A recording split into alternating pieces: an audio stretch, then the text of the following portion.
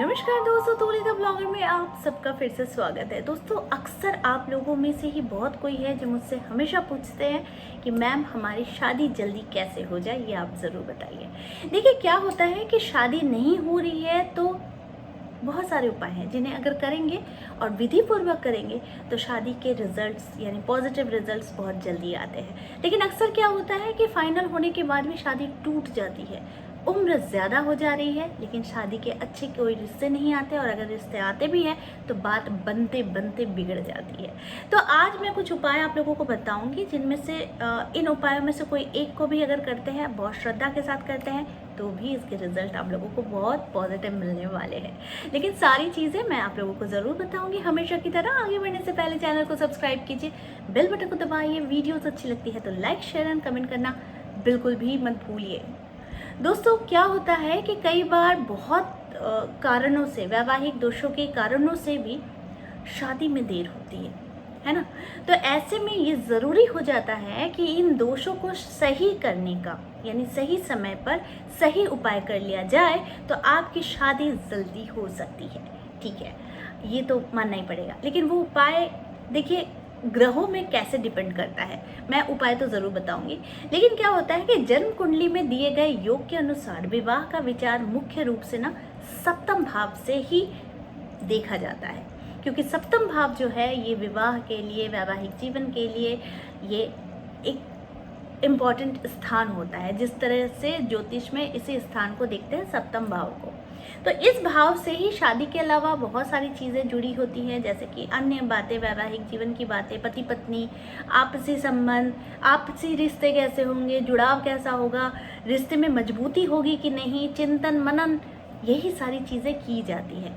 तो चलिए जान लेते हैं कि वो कौन से उपाय है जिसे करने से हमारी शादी में अगर दिक्कत आ रही है, डिले हो रहा है, तो अब नहीं आएगी। और इन उपायों को बहुत ही श्रद्धा से कीजिए। जिन विवाह योग्य युवक युवती का विवाह नहीं हो रहा है उनको उत्तर या उत्तर पश्चिम दिशा में, मतलब उत्तर पश्चिम दिशा में जहाँ कमरा हो वहीं पर रहना चाहिए, लेकिन उनका सर हमेशा पूर्व की ओर ही रहना चाहिए। इस बात का ध्यान रखेंगे तो विवाह जल्दी होगी। ठीक है, तो सोते समय मैं बार बार जोड़ दूंगी कि ध्यान रखिएगा कि उत्तर पश्चिम के रूम में रहिए या फिर उत्तर साइड के रूम में रहिए, यानी नॉर्थ और या फिर नॉर्थ वाले रूम में रहिए, तो आप मतलब ईस्ट साइड में ही अपने सर को रखकर सोइए। ठीक है, तो इससे क्या होगा कि शादी के योग बनने शुरू हो जाते हैं। दूसरा उपाय है कि गुरुवार को विवाह योग्य लड़की के तकिए के नीचे अगर आप एक हल्दी की गांठ पीले कपड़े में लपेट कर रख देते हैं, और ये तब तक रखा हुआ रहना चाहिए जब तक लड़की की शादी नहीं हो जाती। ठीक है, उसके बाद आप इसको जल में प्रवाहित कर सकते हैं। लेकिन अगर बृहस्पतिवार से अगर इस उपाय को करते हैं तो आप देखेंगे कि योग्य रिश्ते आने शुरू ज़रूर हो जाते हैं। अगला है कि अगर लड़का या लड़की पीपल की जड़ में, ध्यान से सुनिएगा, ये बहुत इम्पोर्टेंट है, अगर जिनकी शादी नहीं हो रही है, चाहे वो मतलब लड़की हो या लड़का हो, 13 दिनों तक आपको पीपल की जड़ में पानी चढ़ाना है, तो विवाह से संबंधित जितनी भी परेशानियां हैं ना वो दूर होने वाली है। याद रखिएगा इन बातों को।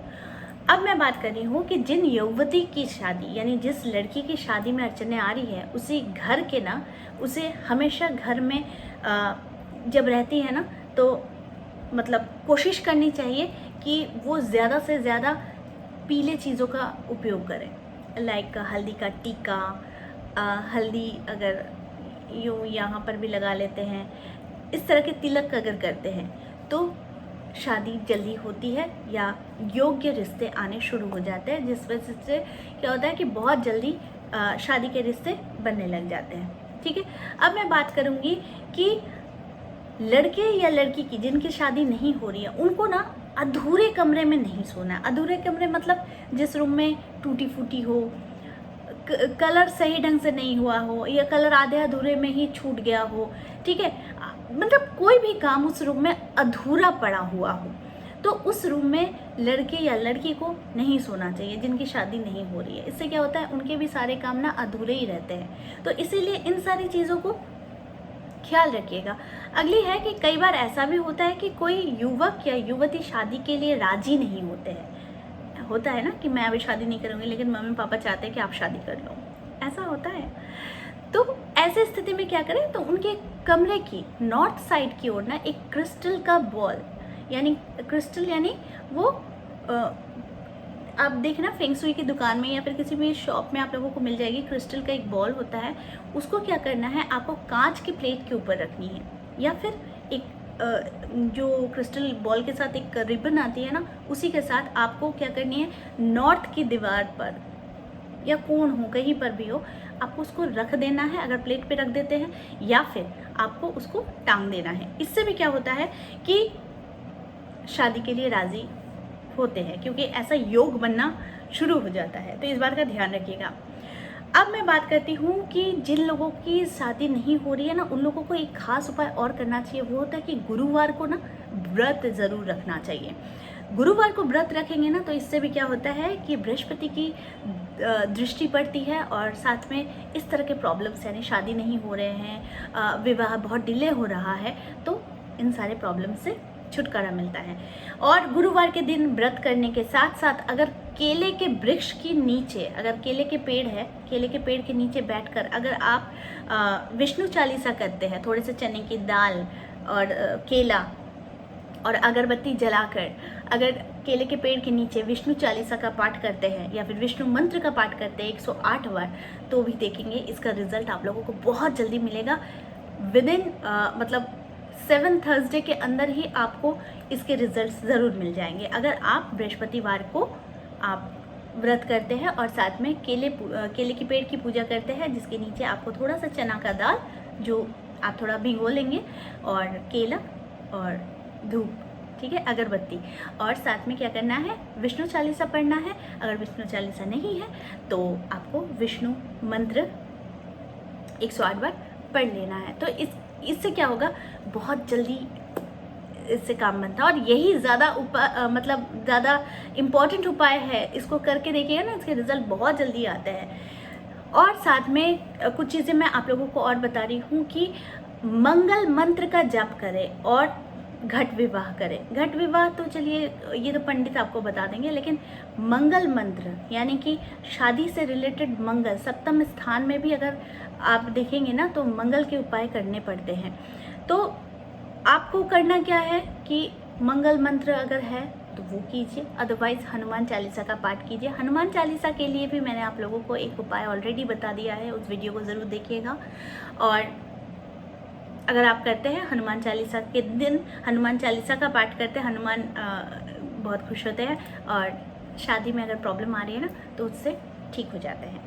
अब क्या होता है कि देखिए कुंडली में ना प्रथम, चतुर्थ, सप्तम, द्वादश और इन घरों में अगर स्थित है मंगल, तो ये जातक मंगली होने का योग बनता है। मैंने कौन कौन सा घर कहा, प्रथम, चतुर्थ, सप्तम, द्वादश स्थान में अगर मंगल स्थित है तो जातक को मंगली कहा जाता है, यानी मंगली, ठीक है, तो वो कहा जाता है। तो इस योग के होने से ना शादी में देरी होती है, शादी के बाद कपल्स के बीच में मतभेद होता है ना, भौम दोष भी कहा जाता है इसको।